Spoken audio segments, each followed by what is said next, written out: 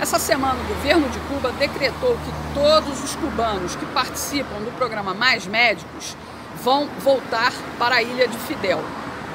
Aqui, a Escola de Saúde Pública do Ceará foi o primeiro local onde os intercambistas cubanos chegaram ao Brasil, foram treinados por 21 dias e assumiram seus postos aqui no Ceará. Eu vou conversar agora com a médica Mayra Pinheiro.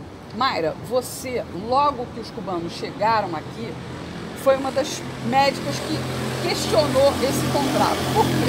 Sim, Regina, nós estivemos inclusive aqui no dia 26 de agosto de 2013, junto com diversos outros médicos e entidades médicas do Ceará, para que a gente manifestasse o nosso repúdio à ausência da revalidação dos diplomas de todos os intercambistas, e não só os intercambistas cubanos. Nós entendemos que esse programa que foi lançado no Brasil em 2013 se mantém até hoje. Ele era um programa político-eleitoreiro no momento em que a população brasileira dizia que ela queria mais saúde, mais segurança e mais educação. O governo tirou da gaveta o programa Barrio Adentro, que já existia na Venezuela e que estava desde 2009 assinado. Era um programa de intercâmbio Brasil-Cuba para repasse de dinheiros através de algum projeto à ditadura cubana. E isso foi feito aproveitando esse momento político do país.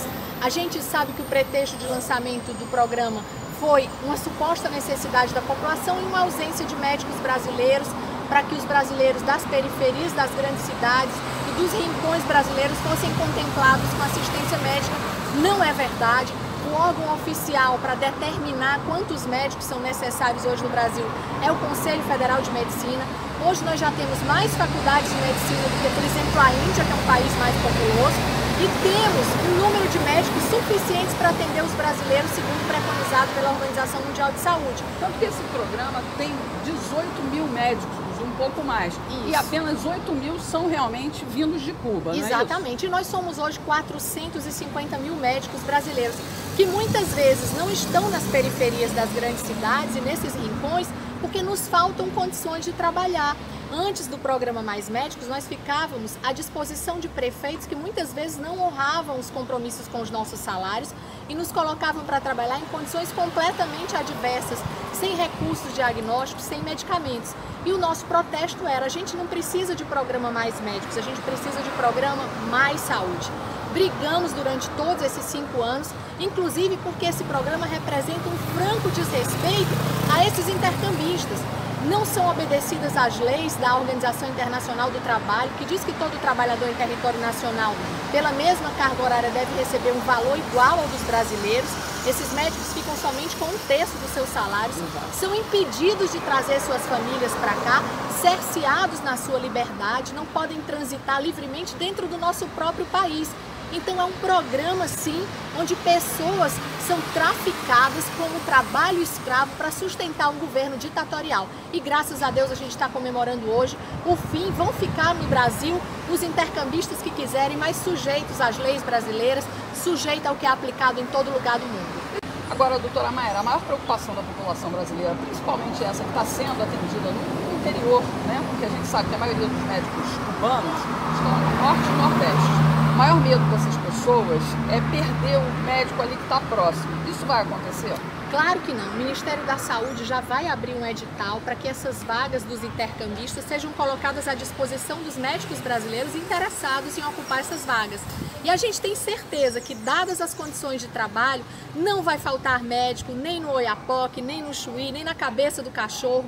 Então a gente vai ter sim brasileiros dispostos a contribuir para salvar muitas vidas, para bem assistir a população brasileira. Existe alguma dificuldade grande para se entender que um exame de revalida vale para qualquer um que seja estrangeiro e se forme em médico, e que também os brasileiros que estudam lá fora e voltam para cá possam fazer?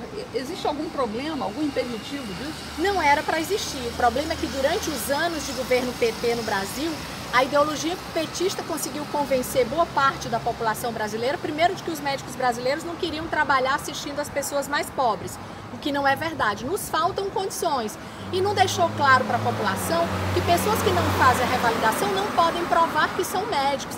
Então a gente teria médicos de segunda e terceira classe, intercambistas que muitas vezes eram estagiários, né, de saúde em Cuba, oferecendo riscos até a população. E nós notificamos ao longo desses 5 anos pessoas que morreram, pessoas que receberam superdosagens de medicamentos, pessoas que receberam dosagens subterapêuticas de medicamentos, ou seja, a população brasileira foi exposta a risco por pessoas que nós nem sabemos até hoje se de fato são médicos. Tudo por uma questão de doutrinação ideológica. Doutrinação, a gente falava há 5 anos atrás o que se quer com esse movimento de intercambistas vindos de uma ditadura para o Brasil. O PT queria capilarizar o Brasil inteiro, as periferias, os municípios brasileiros, para que daqui a alguns anos nós tivéssemos um movimento político petista em cada parte do Brasil. E graças a Deus esse movimento acabou, o Brasil caminha agora de volta a ser um país livre, democrático, que respeita as leis trabalhistas e que respeita todos os brasileiros. A gente quer saúde de qualidade para ricos e pobres, para quem mora na periferia, para quem mora nas cidades. Agora, doutora Mayra, só para a gente encerrar essa entrevista, a medicina cubana é melhor do que a medicina brasileira? Não, Cuba não tem recursos para ter a melhor medicina do mundo, isso é uma falácia. Cuba tem uma atenção primária, que nós temos no Brasil, que é modelo porque é o único serviço que eles têm. Então, nós temos hoje uma medicina de ponta no Brasil, a atenção secundária brasileira está bem estruturada, temos muitas dificuldades no SUS, mas a gente tem uma formação que contempla diversas especialidades. Nós temos hoje transplante renal na atenção terciária, quaternária. Cuba não tem acesso, tanto que muitos cubanos, quando são detentores de poder econômico, vão fazer seus tratamentos fora de Cuba. Então, Cuba tem uma falácia. Eles dizem, por exemplo, que tem a menor mortalidade infantil do mundo, e a gente sabe que isso acontece porque mulheres grávidas de bebês mal formados são estimuladas a abortar. Então, eles não têm números de mortalidade como nós temos. Eugenia. Então você viu aí, né, essa crise do programa Mais Médicos acabar por causa da retirada dos profissionais de Cuba é apenas uma falácia ideológica. Não acredite nisso. Meu nome é Regina Vilela e essa foi mais uma reportagem para a TV Cabra da Peste.